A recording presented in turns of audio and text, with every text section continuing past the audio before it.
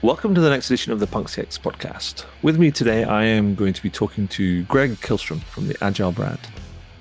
Now, Greg is a best-selling author, speaker, and entrepreneur, and serves as an advisor and consultant to top companies on marketing technology, marketing operations, and digital transformation initiatives. He has worked with some of the world's top brands, including Adidas, Coca-Cola, FedEx, HP, Marriott, Nationwide Insurance, Victoria's Secret, and Toyota. He's also a fellow podcaster and hosts the award-winning The Agil Brand with Greg Kihlström, which sits in the top 10 on Apple's US marketing charts and is in its 7th year with over 700 episodes and millions of downloads to date. On his show, he explores marketing technology and its role in the customer experience with some of the world's leading experts and leaders. Now, a couple of months ago, Greg invited me to be a guest on his show, and we took the opportunity to meet up and record the episode while he was in Scotland recently on vacation. It went so well that I said we should release it as an episode on the Punk CX podcast too. So here's my chat with Greg. Let's get into it. Glad to be here in Edinburgh. And You picked a great spot. yeah, at the top of the glass house here. Yeah, if people know Edinburgh, Glasshouse is at the top of Leith Walk, just before you get up onto sort of Princess Street. So it's nestled underneath Carlton Hill. And we're set up on the roof garden of the glass house, and it's just like this oasis. Yeah. It's very protected. Very zen, very... It's cool. Yeah. I expect to see people doing yoga out on this kind of bit of grass over there. Right. But, well, it's Scotland after all. Right. Cool. So we're going to talk about a few things here. Yeah. I know, I brought a few questions, you brought a few questions. So, before I flew out here to Edinburgh, I was at Forrester's CX Summit in Nashville. Yeah. And, they announced a couple things. One of them was, I think we're in year 3 of the CX index decline, if not 4 or something. Yeah. Multi-year decline at the very least. Everybody's talking about customer experience. There's so much focus on CX. There's so many people, I think, doing some great work in CX. Why are we still on this decline? So I think there's a perennial kind of problem in there, which is that, and I think you alluded to it there, is that it's about expectations. Because the way that it's measured, the way that these indexes are measured, is like it's not really an objective sort of measure. It's more about perceptions, right? And so I don't think that necessarily the quality is going down, although that's kind of possibly arguable in of itself. Right. But I think the thing is that what's happening is that the gap is widening. So it's like customer or consumer expectations. So let's make it just broader. Customer expectations are accelerating or increasing at a rate faster than brands can keep up. And I think that's been happening for a number of kind of years. I think that if you look at it historically, the index over time, I think we're down. It went up from about 2015, 2016 kind of levels up through 2020, 2021, in around the kind of pandemic, and we've just seen a sustained slide. But we've seen a sustained slide back down to 2015, 2016 levels, right? So you got this kind of vague thing. I think there was a lot of forgiveness in and around the pandemic. So where people were like going, it's off a bit massive shift to online, and because you have to get stuff, Right. and you need stuff, Right.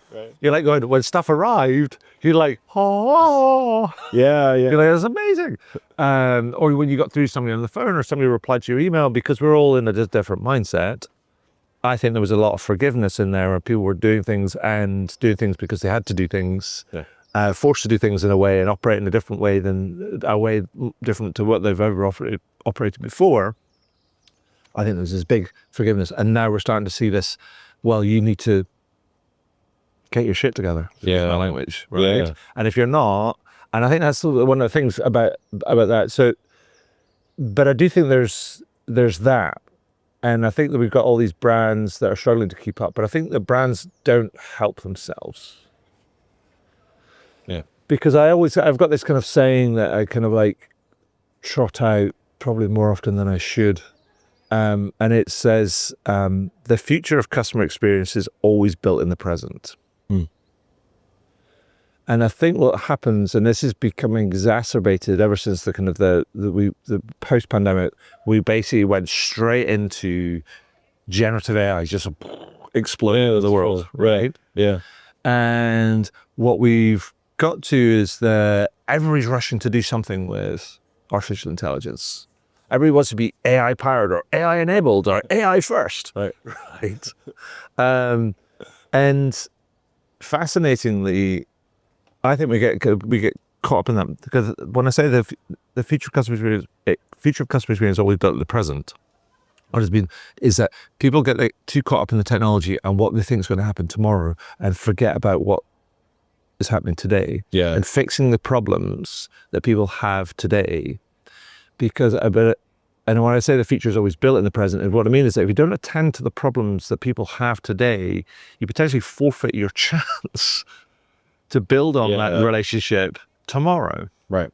And I'm a bit like, so, but the leaders, the people that do succeed, because there are people out there doing some great things. Yeah, there are some. But they manage these competing interests, planning and building for tomorrow, but also attending to the problems that people have today. Whereas the people that are followers are more like, oh, we need to kind of plan for, we don't want to be disrupted tomorrow. They do all the focus goes on tomorrow, and they forget about today. Well, and that's like priorities, right? Like that's the whole thing of, if everything's a priority, then nothing's a priority. But it's like you also have to be able to hold two things in your corporate mind, whatever that is, at once, right? Is the present and the future. But I also wanted to, because I know you were in Nashville. Yeah. And I've never been to Nashville. And I wondered if when you get to the doors of Nashville, the city gates and stuff, do they all give you kind of cowboy hats or something? And what's that? I mean, I just think that everyone's around in cowboy hats. They literally were handing out cowboy hats for the event that everybody, I had to work that night, but like that's, they did go, they literally had Forester cowboy hats. So yeah. It's brilliant. But you were there, I mean, kind of like, so another one of the big things that they announced this year was like, that kind of TX. Right. Did somebody do that on stage? No. They should have. And I mean, what's that all about? Or is it just, and what's your sense of it? Is it going to move the needle on some of these? Yeah, I mean, I'm skeptical, I gotta say, because I mean, I do think, I think measurements serve a purpose in that there's some relative way of gauging things over time. So, we can have this conversation about the CX index and where those gaps are and all that, just because there isn't a relative objective index. I think adding the brand experience, it's and that's really what it is like adding brand experience and CX together to make total experience. And they put some numbers behind it. Like I said, I'm a bit skeptical about yet another index. But I think, Didn't Gartner do it about 5 years ago? So I've been told. So yeah, I think it's another way of trying to make sense of, here's what brands are saying, here's the expectation that they're setting, and then here's what they're actually delivering. So I think in that way, I find it interesting in that, it puts a measurement towards, I come more from the marketing and the branding world myself. So like it puts a measurement towards, setting expectations and realizing expectations. So from that standpoint, like I find it interesting. I don't know. Could you not also argue though, that you go like, that possibly further entrenches some of the siloed behavior and the thinking and that sort of dominant sort of thinking around branding and all these different sort of things, when actually, if you think about customer experience in this holistic sort of like sense, that all that stuff should have been folded in anyway.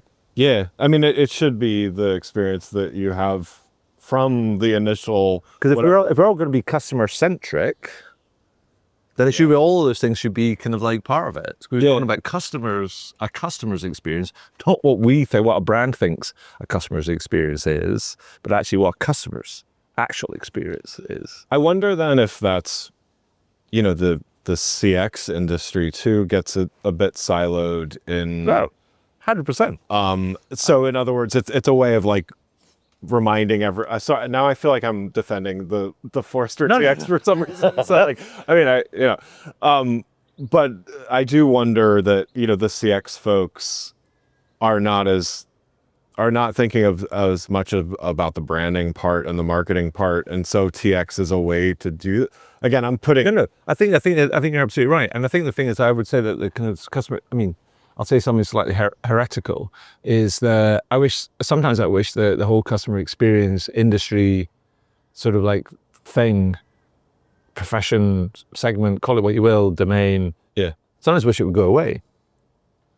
Yeah. Because it's become this little cottage industry, and it's only interested in itself, sort of thing, and kind of how its own sort of virtuosity and its old, its capabilities and all these different sort of things. And I'm a bit like going, but ultimately, you talk about, people talk about, I'm an expert in customer experience. You're like, no, you're not.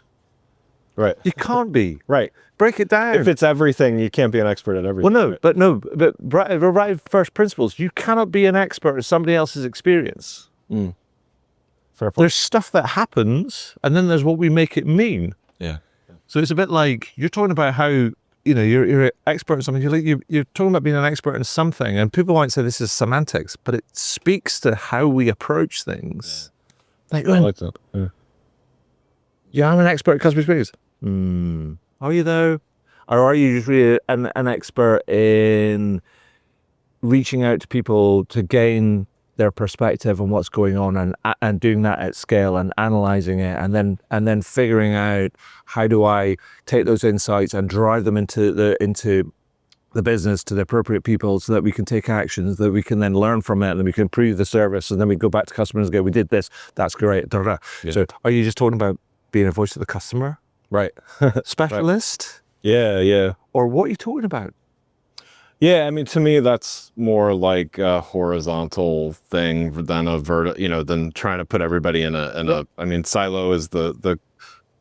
Just because it's a cliche doesn't mean it's not real either. Sure. But like, but putting everybody in their silos. I mean, I look at AI that way as well, of being like a horizontal. Like when you try to think of when marketing tries to do AI or CX tries to do AI, it can't be as successful as it possibly could, because it needs to go, in AI's case, it needs data from across the entire organization. In CX, I think it does need data too, but it needs that experience and the viewpoint of the entire journey, right? But I think that's the thing, is that also you end up getting to that kind of point where I think this is one of the biggest things I see, is that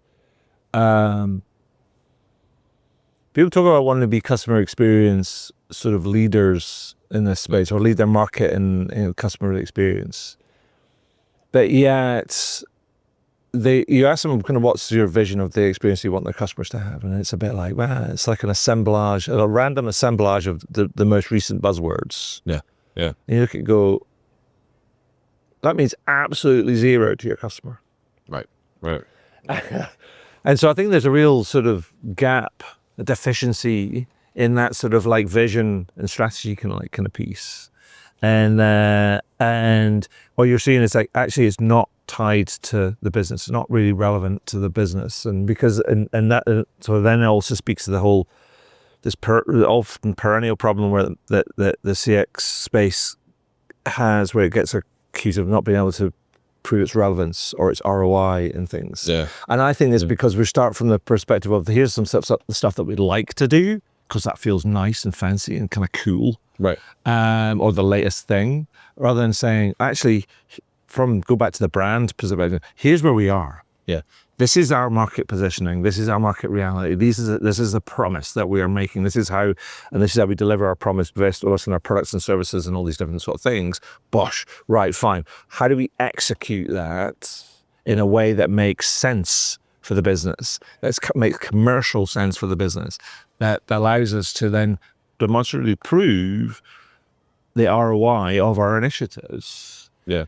And particularly if you're in a big organization, if you do that first and get down to that very basic level, I think what you end up getting to this point where you end up creating this thing called organizational social capital, i.e. you make somebody else's job easier. Yeah. They're like going, I love you. Right. I've got budget. Come with me. What else can you do? Yeah. Oh, there's this other nebulous thing which is less easy to see how it tacks through to kind of commercial objectives, but that's fine. I've got you this time. Yeah. Because you've done something that's made my bottom line or my top line or my efficiency or kind of whatever it is better, improved, or easier. I can see this is the worst of the skills that you bring. Yeah. You prove relevance, you prove commercial reality, or like you've made things better. Yeah. Yeah. And you've made yourself relevant, and then you end up getting this. People kind of like then go, because that's the way that it works in corporate. So right. You can understand it's like your virtuosity means zero until you improve till you prove your relevance to the core business. Yeah, and I mean it makes sense that way to do that versus to be a thing to tack on to we got to do CX. Or again, whatever the buzzword of the day may be. I would go back to kind of people. If I would say to people that there's, I can't remember the gentleman's first name, but there's an old consulting type kind of book called written by I think an author's called, the author's name is Meister, Meister, Maister, and the book's called Trusted Advisor. Okay. Oh, right. Yeah. Right. Yeah. It's like that's your job. Yeah. Yeah. Go in and figure out kind of like, there's an old saying that comes from Zig Ziglar, who has got the most rock star name of anybody. I know, right. Zig Ziglar. Yeah. And he says like, and it's from the book See You at the Top. Yeah. And he's like, if you help enough people get what they want, then you'll get what you want. Yeah. Start there. Yeah. Because you have skills. If you're in that CX or even that brand sort of like space, however you kind of describe yourself, if you take that mentality, because everybody's your customer. Yeah. You help everybody get, enough people get what they want, then you'll get what you want. Yeah, that's good. And I mean, that takes skill, but that also, I think that takes a bit of empathy as well. And like which actually brings me back to another point, to go back to the very beginning. I do wonder, this whole CX index thing, you mentioned it increased for a bit. Like, that's consumer empathy, right? Yeah. We're taught, in CX and stuff to have empathy with the customer, but that was actually a bunch of consumers having empathy with brands, right? And yeah, I think so. Probably more likely the people serve it, the people direct, the frontline employees and stuff that had to serve them. But I mean, to me, I look at that and it's a good example of what, brands should be doing, in the reverse. Yeah, I mean, I think that's the thing. I've always there's a thing that, so our ability to gather data from all parts of the business and across all parts of the customer's kind of journeys is, I mean, quite literally, it's astounding. Yeah. Kind of like, right. Yeah. And we talk about people who are, particularly with the advent of this sort of latest iterations of artificial intelligence, what we can do with some of that data is mind-blowing. Right. Yeah. But the problem is we end up with this sort of thing, is that we end up, it's effectively sometimes it feels like we're like driving our cars. This is when we have manual driving sort of cars. But we're driving our cars as if but via looking at the dashboard rather than looking at the windscreen. Yeah. Right? Yeah. And so we're driving a bit bell dials and all these different things. And I think this, again, here's another thing that I keep kind of repeating, probably too much. But we talk about one our organization is to be data-driven or decision-making machines. Yeah. And that's great. But I think there's different levers of understanding, sort of thing, because actually what we need to understand is, like, if it's always all about the quantifiable data, then that can sometimes be very reductive. Yeah. And it loses sometimes the context. Yeah. And that emotional connection and empathy, sort of, as you mentioned.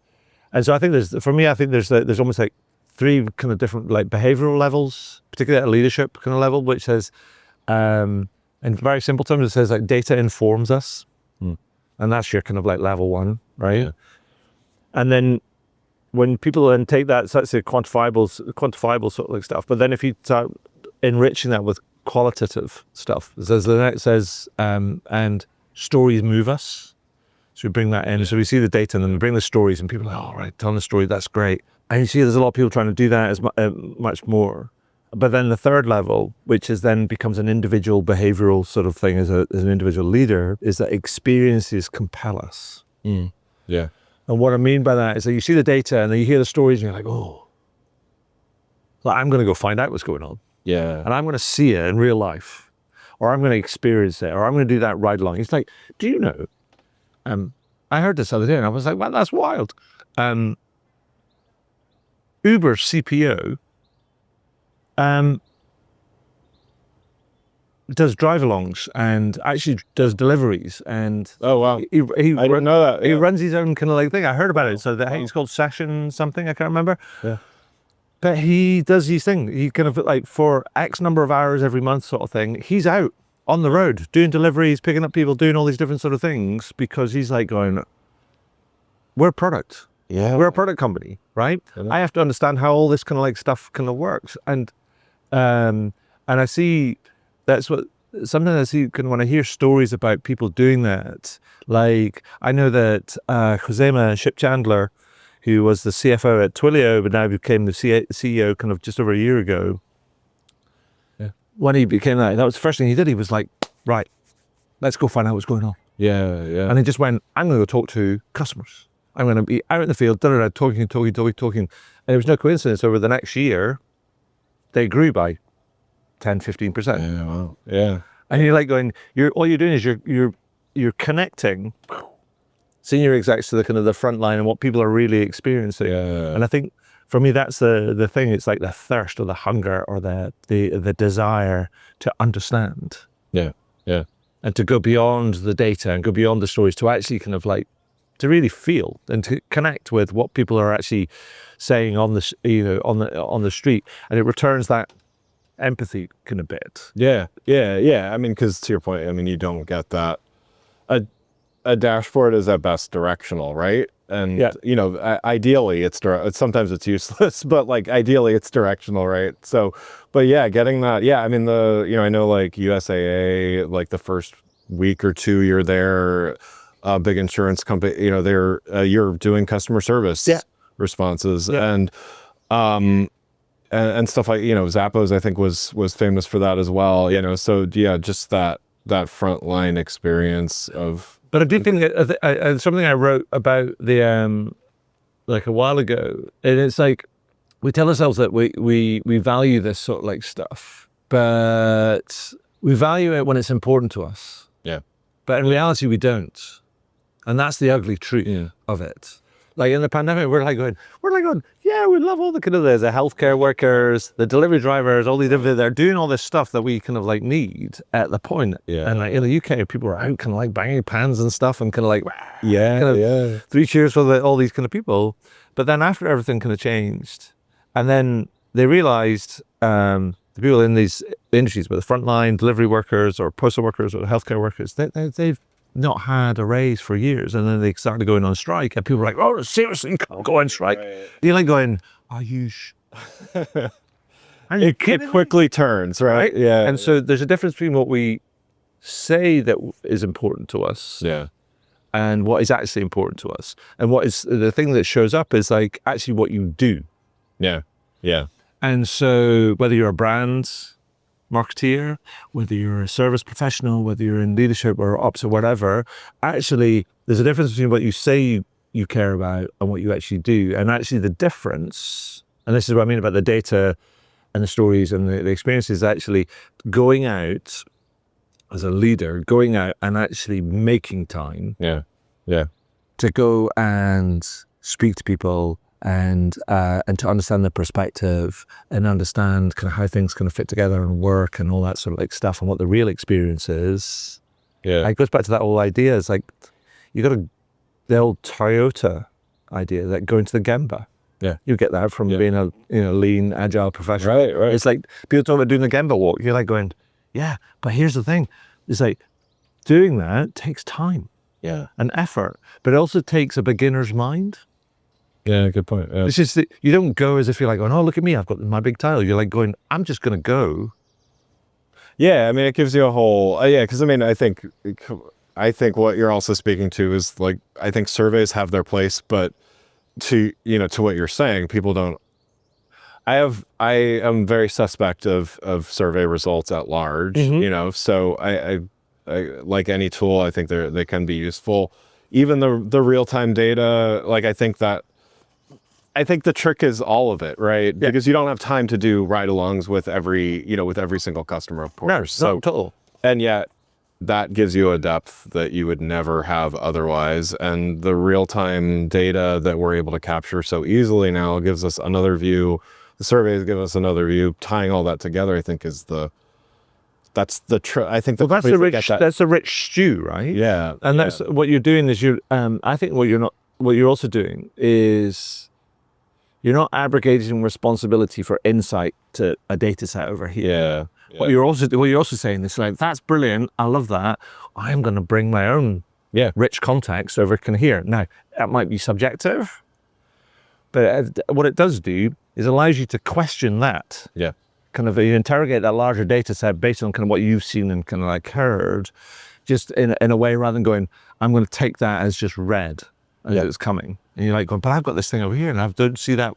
And if you do that, if it allows you to interrogate those sort of things, then maybe you get to a point where you go, actually, you make better decisions based on the data that's kind of there. But that's the thing. But I tell you what, because these are rabbit holes. Right. But one question I want to ask you, because I know you said you're big on this, because I know you mentioned before we started recording, you talked about kind of personalization. Yeah. And this, we've got this technological ability to deliver, technically speaking, deliver one-to-one sort of like engagement. And I know you mentioned also kind of like that you were at an Optimizely event, and I know that I actually had Chef Kat Islam on the podcast a while ago, actually, a wee while ago, talking about very, very, very much this. I mean, but the thing about personalization is like going, it's been around forever. People being talking about, customers are like, yeah, I love that. And brands go, oh yeah, I love that.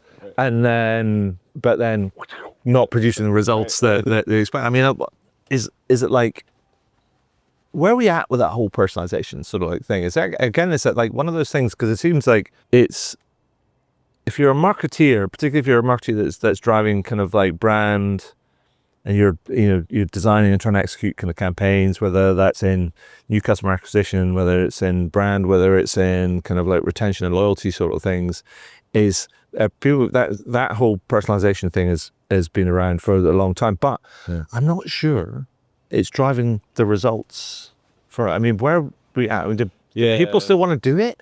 Yeah, I mean, I know I swear there's some stat from like 2011 or something that said like personalization is the best thing ever. I'm a believer in it because I know it works on me. At least, anecdotally, I know it works on me. I've seen it work in at some of the brands that I've worked with as well. I think the question, and I know we touched on this a little before we hit record as well. I think the question is when, where, how, and why, right? It's the details, right? So, like it started with subject line personalization in emails, right? So it's like, Greg, offer, blah, blah, blah. Back in, 1999, that was like rock, science fiction or whatever. But now, it's kind of table stakes, if not off-putting. I think that people want relevant things, but I don't think that they want like Minority Report, like creepy stuff, popping out of nowhere. And again, anecdotally, I can say that, when a brand gets it right, I buy stuff that I might not normally buy, or I buy from a brand that I might not normally buy from. But I do think over-indexing on like how can we get more and more and more data, and how can we get more and more personalized, I think there's a lot of things that brands should be doing better before they get the hyper-personalization segment of one, all that kind of stuff. So I mean, so is it, because I know that because Chef Kat from Optimizely kind of told me that, remember he told me in the podcast, he says like going, we're talking about this one-to-one engagement pursuit, as it were. And he was like, he said to me, he says, I paraphrase him, he says, I'm not really sure it's worth it. economically sort of thing. It's like going, well, technically we can probably do it if we have the right sort of data, we've got the right sort of technology and all that sort of stuff set up. Yeah. He says, but it's like, in the end, you have to also ask yourself, is like, just because you can doesn't mean to say you should. Yeah. Yeah. He says, economically, we've figured out that actually it doesn't actually make sense. It makes sense to go up to a certain kind of point, and then beyond a certain point, the waters get a little bit kind of like muddy. Yeah. And also it's very contextual depending on where you are, where the customer's at and their kind of journey and stuff as well. Well, yeah, because I mean, I don't think they want a brand to know but so much about them at certain points. Like the fact that a brand would know so much about them at certain points is off-putting, and people call it creepy, whatever. As a marketer, I tend to not call it creepy, but I stereotyping. I know.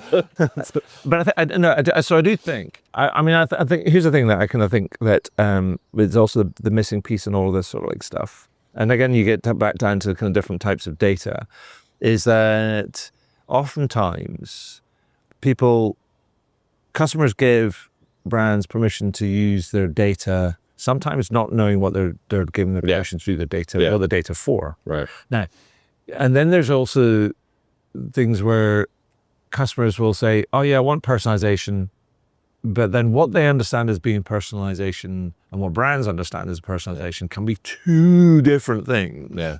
Yeah. And I don't think the two constituencies are really talking to each other and going like, brands aren't going, here's what personalized service or personalized experience means to us. Do you agree? Do you like it? And so on and so forth. And I feel like that's a bit of a problem. And even though you can go to brands and go, well, why don't you just talk to people? Why don't you ask their permission? And then augment kind of things that way. Yeah. And then you get into that sort of zero-party data sort of thing. And I'll be like, again, you get into that economic argument. Is it economically worth it? Yeah. Yeah, because I mean, you have to, I mean, I think generative AI helps with some of the like hyper customization of stuff if it's executed well, which that's a whole if. But it also is a matter of, there still has to be intent behind, and intent at the brand behind, okay, we're going to personalize based on these X million factors that we're collecting about all our customers. So that, to me, that's a cost that has to be accounted for. Like, okay, we're going to personalize based on their age, whatever Gen AI can customize based on age, that saves some time and effort and some designer or copywriter some time, but someone still has to think that they're going to do that and then tell the machine to do it. So like there's a cost. It feels like, maybe this goes back right to the very beginning. You talked about this experience index kind of going down, but how that's been influenced by waves of new technology, but particularly since 2022, generative AI, and now onto sort of agentic AI, which is generative AI cubed or something. Right. Because I've always thought that oftentimes kind of organizations get caught up in this idea where they buy technology. It seems like it looks like that they buy technology and they're trying to figure out what to do with it. Yeah. Yeah. And actually, rather than going, actually, we need to envisage or imagine the experience we want to deliver, and then figure out, okay, what data do we need to deliver that? Therefore, what technology we need to use to kind of to power that? Is it that the pace of technological development or evolution is so fast that people are, because it's so fast, almost like buying things in order trying to catch up? Yeah, it's you buy a Ferrari and you only need a whatever, I mean, I do think it's that. And I do think the pace of growth of all the AI stuff, I mean, has been so quick in the last couple of years that I think, I don't think a lot of people really understand what they have at their disposal. I don't think they even understood what they had at their disposal pre the AI boom or whatever. Yeah. I mean, I think they were using like 10% of their big systems or whatever. I think those in the like composable camps or whatever might argue that that's an argument for, just using like best of breed type tools and solutions and stuff like that. I could argue both sides of that of like, I think there's another can of worms there with, integration and all that. And you still need to have a roadmap. I think to go back to your question, it's like, you actually need a plan that's not a like, hey, let's use a bunch of technology plan. You need a plan of like, this is what we want our experience to be, and this is how we implement it. So it goes way back to what do we actually want to do for our customers to whatever it is, sell more product. You said something which I think is really important. And you talked about, when I talked about sort of like using data to sort of like to drive our car and stuff, and you like going, yeah, but as long as it's directionally correct. Yeah. I think that's the point. Yeah. Right. And it goes back to that sort of almost, it feels like it's a core of kind of things where people are talking about, I think in many cases, people are still caught up in this idea. And it's a behavioral thing. I think this is the thing that that the core of all of this sort of stuff is like all of the stuff around us moves at a faster pace than we do. Yep. Kind of from a mindset and a behavioral sort of like set. And actually, you've still got many organizations that are still caught up in 3 or 5 year budget cycles or business planning cycles. You're like going, that world, when that was like, 5-6 years ago that you could probably still get away with that. Yes. And now it's so kind of changed. And the reality is that we need to still set those visions. And that envisioning kind of process is important. But the thing is, we need to educate ourselves around what is the art of the possible. Yeah. What is it, and what is kind of what is the possible and probable, how does it all come together to build a picture that is directionally correct. Yeah. And then you work towards it, because then you can figure out and be agile, nimble, and things in order along the way, and figure out how you can increase your iterative cycle. Yeah. Rather than it being an annual planning sort of like kind of thing. Well, and then the tools make sense in the like maybe 100% of the Adobe suite doesn't make sense, but the 30%, 40% that does, like you actually have a plan for that versus you just wrote a big check for something and now your team is scrambling to use it. But I think the other important point in that is because what also can happen is if you look at all the research about how people have been successful or not successful in terms of trying to scale some of these initiatives and then generate kind of ROI on them. And I think one is because I think we don't necessarily understand where the tools are at. And I wrote a piece about this, talking about it's like a hammer and nail problem. Yeah. A lot of the instrument is like, if you've got a hammer, then everything looks, if you've only got a hammer, then everything looks like a nail. Yeah. Right? And you're like, whoa. And I queried about whether or not that was a thing that was happening in generative AI, and how we should maybe be leveraging its strengths as a starting point, actually to listen and to identify patterns, and then go, this is the thing, this thing. And now what's the right sort of tool and solution to be able to solve that? Yeah. And then then that allows you to reverse into, can we take an agentic approach to that? And what does that process look like to build all these different kind of things, rather than going, generative AI is going to be the kind of the magic genie that kind of solves everything. Right. And so I think it's a fascinating thing, but I think the thing I was about to say is I learned this kind of like this tool. I was at this course late last year at the Copenhagen Institute for Foresight Studies. Yeah. It was like 2-3 day course that I did as a bit of an indulgence to myself, which was brilliant. Yeah. And they had this model about when you're thinking about the future and foresight sort of thing. And they said and it's a triangle called the futures triangle.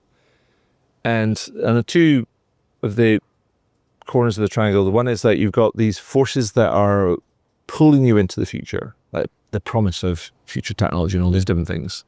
And then you've got on the other point is you've got the forces that are pushing you into the future. That might be your brand strategy, competitive kind of nature. You want to expand, you want to grow, you want to do all these different sort of things. And that's those two things, the push and pull from the future. But the one thing that we don't necessarily pay enough attention to is our anchors in the present.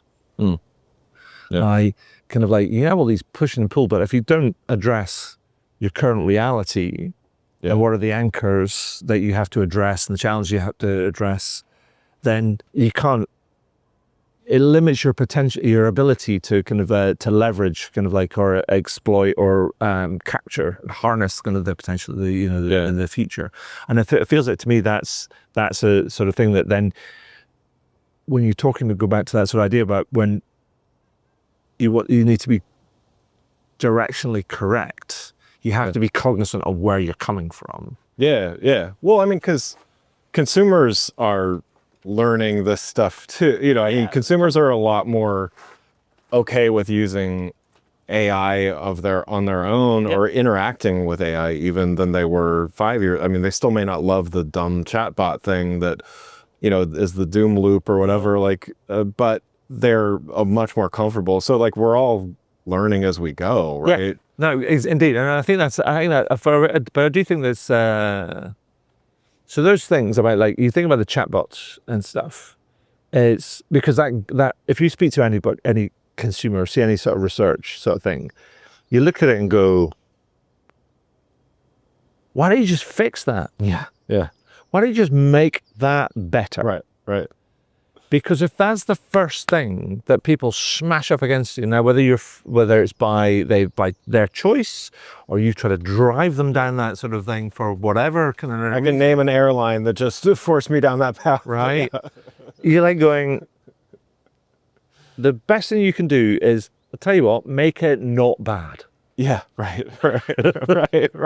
Just going, figure it out. Yeah. Well, and that's where, like, instead of the one-to-one segment of one, just like, don't like force me to use your stupid chatbot that gets me nothing and ends up making me talk to somebody anyway. Yeah.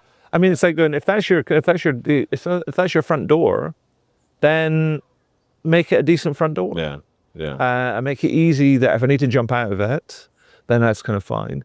But if it also needs I've got a quick kind of answer about it, then I need to get access to certain things, which might be access to my account or my records, or may change things all day. Do that. If that's your front door, then do that. Here's the thing. It's like brands, the big chatbot wave, was in 2020. Yeah. The chatbots were going to save the world. Right. Yeah. So the reality is that brands, and that doesn't mean say that kind of chatbots kind of disappeared in 2020, but this is what the big wave, and on the wave of the pandemic, and that big shift to digital. It's like brands have had 5 years. 5 years. To do something. No. 5 years of learning. Right. About customers' experience via that sort of channel, and what they need to do to get it kind of right. Yeah. And I mean, I'm sorry, but like 5 years, that's a significant amount of time. Right. That's forever in business world. Yeah. And so you kind of go about the generative AI and all these different things. Now we've moved on to generative AI, because before it was logic and rules-based and things. I don't give a flying crap. Right. It's like, you still had 5 years to learn this stuff and to get this stuff right and to embed that learnings. Yeah. And consumers are rightfully frustrated at that. And it goes back to your kind of the point around the index and stuff. No wonder people are impatient. Yeah. Because if you zoom out and take that sort of picture, you're like going, and consumers know this stuff. They might not voice this stuff. They're like going, why is it always being cruddy? Right. Right. Surely, if it was just less cruddy than it was, and then I remember it, then that'd be an improvement. Right. But now it still seems just, for some reason, it just doesn't get better. Yeah. And so why? And so I think that's the thing is like, and it goes back to that thing I say at the beginning. It's like the future of customer experience is always built in the present. Yeah. It's like, if brands have been talking about chatbots for the longest time, but that the biggest wave of that started in 2020, where pretty much everybody started kind of embracing kind of chatbots because they had to, as a way of trying to deal with that digital shift at a massive scale, to be able to just deal with it, right? And many of them were great, and many of them could solve lots of kind of problems, but so many of them were also imperfect and didn't perform very well. And consumers were patient with that. Yeah. But I think you've got like 5 years. That's a lot of patience. Right, right. And I mean, the positive there is that because I feel like consumers get a bad rap in a lot of these surveys and stuff as well. It does show that they can be patient. Yeah. Just not for 5 years, to your point. But it kind of makes me think about the kind of loyalty sort of like side of things. It's like going, but here's the thing is like research creates, people kind of have this kind of like, they're almost a bit like, I think sometimes marketeers are running around going like, what? Kind of customers are kind of like anxious. I've met that marketer. Yeah. And if the customer twitches, or we twitch, and the customer's like running off down the street, you're like going, but actually the research suggests very different things. That actually customers can be way more loyal and way more sticky than we understand, although that we assume. And almost we embrace this kind of doom loop type of kind of research, which goes like, oh, after only like 1 or 2 bad experiences, that customers go, they're off. That might be true for your brand. Right. That's true. But don't make any general assumptions, because actually, some consumers, they stick. Yeah. For reasons that you might not understand, that might be to do with who you are as a brand, what the first experience was like. Do you fit with their value kind of profile, sets of preferences, and all these different sort of things. And I think that's the thing, is that I think the point about all of this sort of stuff is that it's hard. yeah. It's hard. And it's like, if you think about any decent relationship that you have in your life, it takes work, right? It takes conversation, it takes honesty, it takes openness, it takes some transparency, it takes all of those different things, but it takes work, constant attention. And to think about, if you think that you're going to be able to put somebody at arm's length, then all you're going to get is arm's length. Yeah. I mean, it feels a little bit like, I mean, inside the corporate world, it's kind of, marketing blames sales, or sales blames marketing, or whatever. But there's also a lot of blame put on the consumer. To your point, it's like, oh, well, consumers run away after. And I've stopped buying from a brand after 1 bad experience, but I've also stayed with a brand after 10 bad experience. To your point, it's like we're all consumers as well. So like, we aren't homogenous, there's different reasons for all these things, but like, I feel like it's a bit of it's a blame game, or it's asking for money for more toys, or it's maybe all of the above, to say, oh, well, the consumers are, they're going to run away after this one thing, or they really, really need this thing, even though they haven't talked to them or experienced it themselves and stuff like that. And I think half that is the kind of that is to me, that feels like it's half the battle about it. It's like, if you don't want to be in that sort of blame game, if you want to be that sort of marketeer, or the experience sort of like that professional and the leader in the customer experience or customer service domain, then I think you have to take the responsibility of going further. Yeah. And I think that's the thing, is a bit like going, I remember talking to somebody who told me a story about, there was some product manager at a big publishing company, and they took it upon themselves. They're like going, I am going to go and talk to a different customer for like 20 minutes every week. Yeah. And they just set up random calls, and they kept a spreadsheet of all these different things, and they kept going into meetings, and there were people talking about this data, and they're like going, that's interesting. I spoke to a customer last week, and here's what they said. And people were like, what? Yeah. What? Actual conversation. And the thing is, so you only need to do these little things. Because sometimes it's like these efforts. And some people fall into that trap of like, oh, do I ask for permission or ask for forgiveness? And I'm going to let you figure that out. Right. But actually going a little bit further, which means that whether it's talking to somebody or going out and observing things, or kind of whatever, going deeper, go and talk to somebody else in another part of the organization to find out what their perspective is, and all that sort of stuff. It's going that little bit further is going to make the difference. Yeah. And I think that's the thing I would say, is like, get out from behind your laptop. Yeah. Go and see the world. Yeah. And see the world that you're trying to influence, and the people that you're trying to influence, or the people that are actors in that sort of influence, so to speak, because there is a scenario in the future where when you think about the vectors of technology, it's like we as consumers have our own agents that go off and deal with brands who have their own agents and stuff, and you're a bit like going, when do we actually experience anything? Yeah, so I mean, yeah, like that's what I've been thinking about a bit lately too, is like, what is that like in some ways we're still gonna, I mean, unless we just stay in a bubble and don't do anything, like we're still going to be the recipients of an experience. But I wonder how that really changes the, if I guess you don't click the buy button or the add to cart button, or, there's certain parts of that you don't do anymore, but you're still the recipient of the product and the service. And, so I do wonder how much that's going to change CX and even marketing for that, or even what a brand is. I think how it'll affect things is that,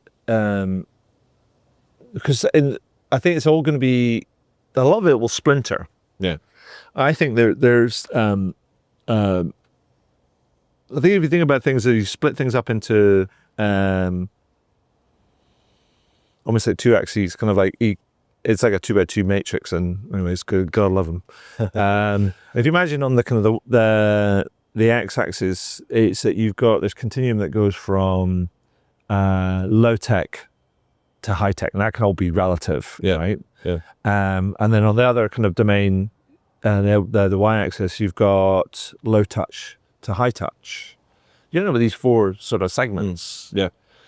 And if you haven't thought about where you're at, because everybody's like going, oh, we want to be here, we want to be here, we want to be here. You're like going, but really think about it and think about where you are in your relative positioning and how that might differ for different types of customers, and where you are now and where you might want it to be, and why, and how that all plays and everything else. Because it goes back into that idea, like we need to think about the future. Yeah.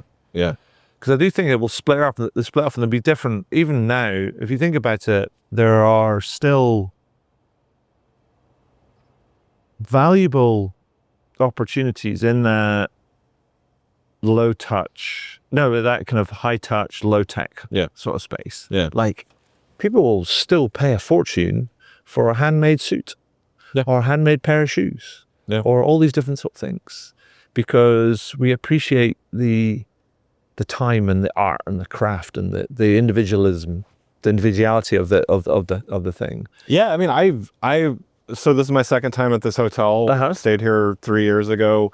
There was a handwritten note saying, "Welcome back, Mr. Kihlström." Like silly thing, but that means something to me. Yeah, and I'm going to be loyal to this place. Fantastic. Yeah, and I think those are the little things that kind of they we can try and kind of do the human touch at scale. Yeah. But there's something about the human touch. Yeah. It's like why we're not in the Matrix. Right. Or are we? Right.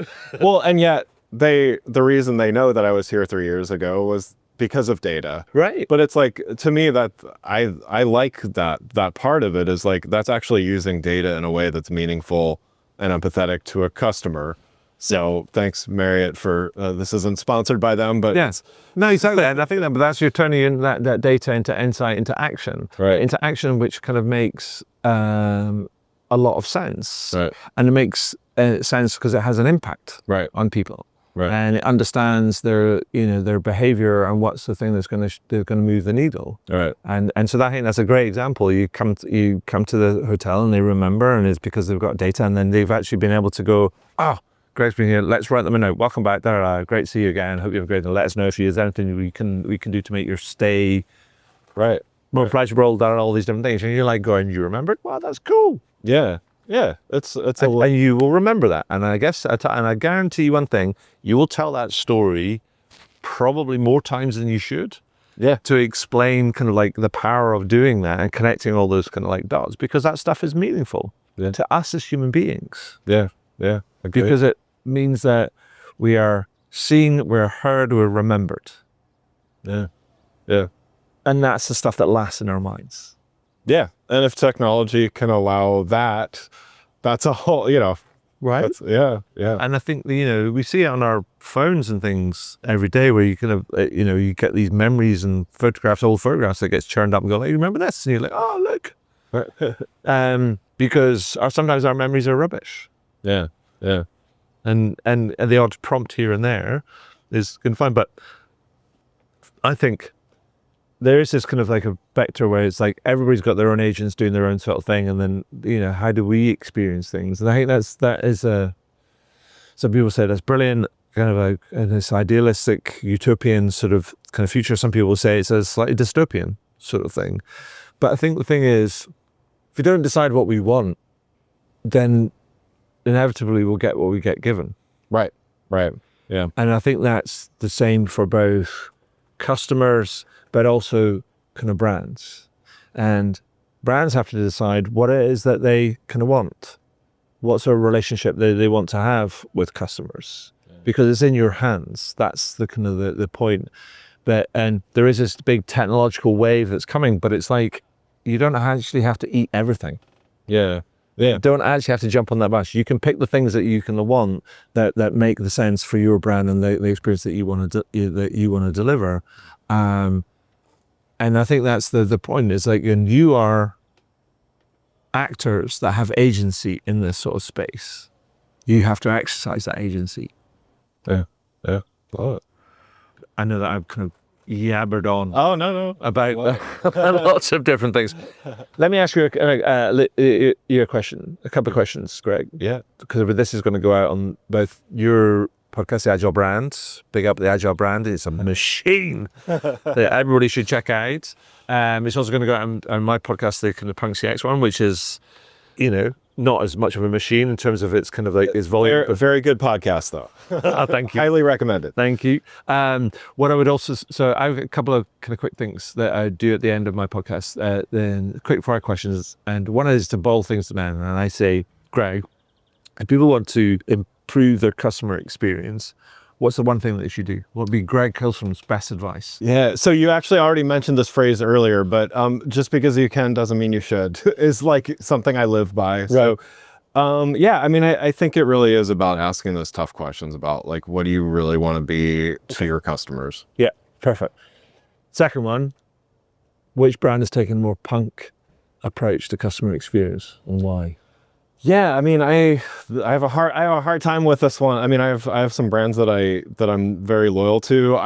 I've seen some interesting things with. I'm not a huge like fashion person, but some of the men's clothing, like retailers like Stitch Fix and Ministry of Supply, just the way that they personalize. Okay. And sometimes I get messages from the CEO or the whatever, and just some interesting ways of doing things. So. Awesome.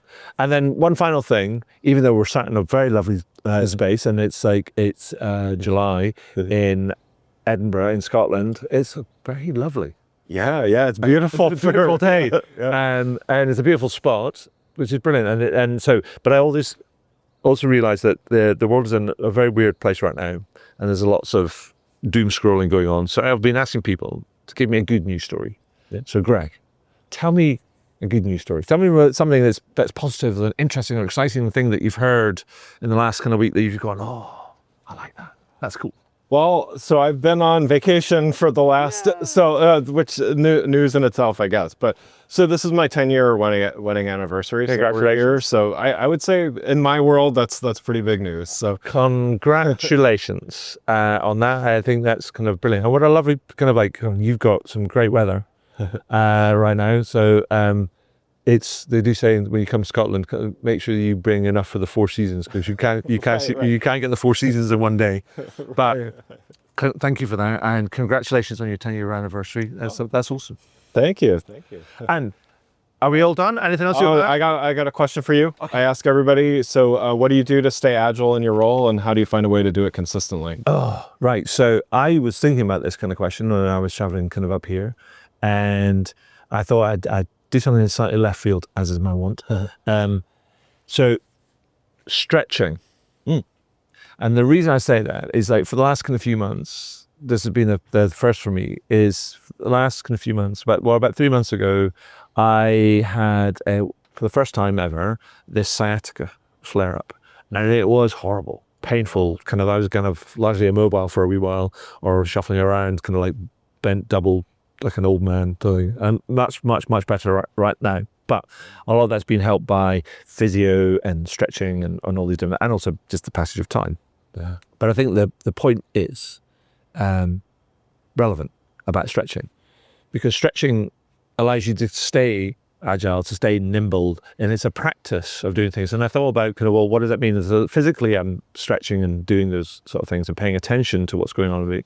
But the thing that, from a mental perspective and sort of a practice, is that I try and be curious about things.